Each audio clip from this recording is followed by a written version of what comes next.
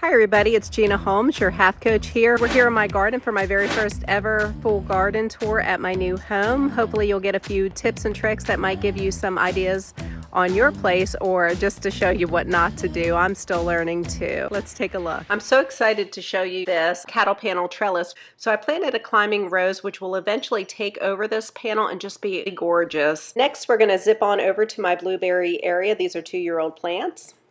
I have them in pots because blueberries like acidic soil and my soil is very alkaline. It's just a lot easier to control the soil that way, and ever since I put them in pots I get a lot more. Next we're going to head over to my pumpkin patch. It's the very first time I've ever tried to grow pumpkin, and I got one pretty big size pumpkin already, and this seems to be the only one, although there's probably more than that hiding in there, but it is just covered with blooms right now, so I expect to get a few. I hope to get at least one extra for my granddaughter who's super excited to carve one out for Halloween. Real quick before we continue, would you please consider subscribing? Click the bell notification so that you don't miss any time, money, energy, or sanity saving tips. It really helps us out if you give us a thumbs up, and it doesn't cost you a thing, which we're all about. Most of my growing is done in raised beds as a way to control the pests and to control the soil. These are my potatoes. Because we were trying to sell 3 houses and move here and get this garden established, I got a late start in planting a lot of these things. But they'll catch up, and if nothing else, I'll get seed potatoes for next year because given everything that's happening, who knows if we'll be able to get them. Have my onions. I planted bulbs or sets this year because I plan on harvesting the seeds and planting them in the fall. If you want bigger onions, you want to plant from seeds and harvest them the first year. Here we have our Jerusalem artichoke, which are tubers that you grow to eat. They also produce beautiful sunflowers, more potato beds over here. These we call toot fruits because they give you gas, but they sure are delicious. And in the center of this, there is a hiding a stevia, which I've never grown before, but I am giving a try this year. My strawberry beds, which are brand new strawberry plants, so they're very small. They're producing little teeny strawberries, but I have started to get some big ones. This is horseradish, which is very prolific. Be careful to only plant it in a raised bed or a pot because it will take over. Over here is another cattle panel trellis, and I will be making a video on how to do these. They're super easy. I learned it from Roots and Refuge.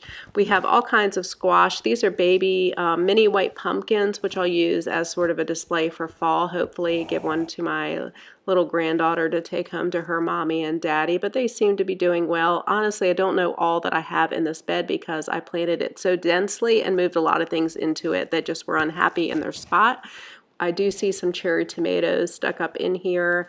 And I don't recommend planting as densely as I did here, but I have had a lot of success. It just makes it a lot harder to keep up with and harvest. A lot of peas that are just kind of late in the season. The tall red burgundy is an amaranth, and you can eat its leaves or you can eat its seeds for grain. I did not plant it. It was a volunteer, must have carried over in a pot from my old house.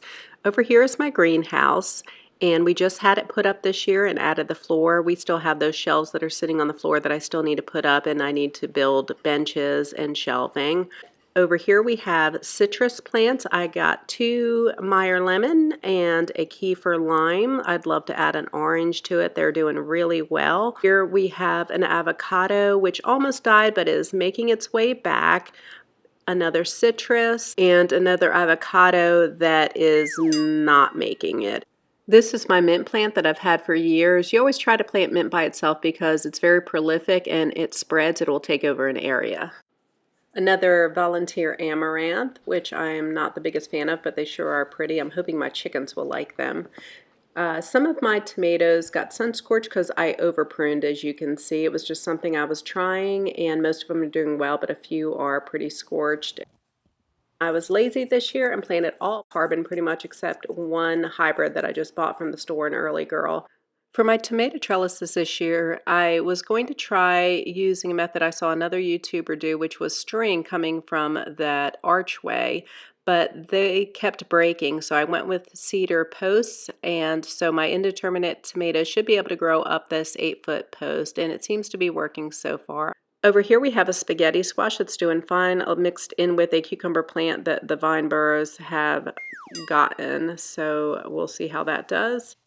A great way to keep pests out of your garden is companion planting. Nasturtiums are a great companion plant. The seeds can be a substitute for capers. The flowers are edible and so are the leaves. They're very peppery. Look how big my leaves got this year, almost as big as my hand. Here's another look at the sunflowers using the arch trellis as support, and we walk under one of the arch trellises. There's another view of a spaghetti squash doing very well. And we have another one hanging here on the arch trellis. By summer's end, we should be covered with beans and squash of all sorts, cucumbers. Here's a zinnia plant. It's doing very well. I've brought several of these in as cut flowers. They're so beautiful. It's my first year for growing them. Basil is my favorite herb, and I'll grow enough that I can use it all year, and I do use a lot. This is a Thai basil going to seed. More squash. No idea what kind, possibly zucchini, which has been slow this year. It's usually a lot faster. But again, I've moved things around so much. I start off labeling everything really nicely, but then as the season progresses, things die. There's a butternut squash hiding back there. Those are wonderful and keep pretty much all winter long, which is awesome. Another one hiding in there. So I usually have no trouble growing. It's keeping the squash bugs out of them and then rotting them from the inside out at the end of the season that seems to be my trouble. More beans, more squash, butternut squash, which I had to push out of there so it didn't grow into the fence. So we're going to head into the brick garden, which was the only garden space that was here when I moved in. There were 9 garden beds I started with. I now have 30 something. So this is kohlrabi, which is at the end of its season. I harvested it right after that. It was my second year of growing that, and they get pretty good size, and they taste a lot like broccoli stems, a little sweeter, a little firmer. That's my 3 sisters' garden. Corn, squash, and beans are in there, and that's doing really well. You can plant those very densely. These are lettuce that are going to seed. I really enjoyed the butter crunch this year. In my quest to have more perennials and less annuals, thus less work, I planted sorrel, and I was really surprised how much I love it. It's very lemony, and I hear it makes a great soup. I'm excited to try it. Over here we have my asparagus bed. It's a first-year bed. I have about 14 plants. You can usually eat them on year 3. This is a giant Marconi. It was overwintered. Peppers are actually biennial plants, so you can get a jump start on the season by overwintering them and putting them out. Cherry tomatoes here. And lots of squash and beans that are going to grow up the fence. By summer's end, all of this should be taken up. There's another one of those squashes that I can't quite identify yet. Maybe a spaghetti squash in the making. So we own just over 1.14 acres here. Out front is really the most of our growing space, and I planted an orchard. I was also blessed with a sugar maple tree.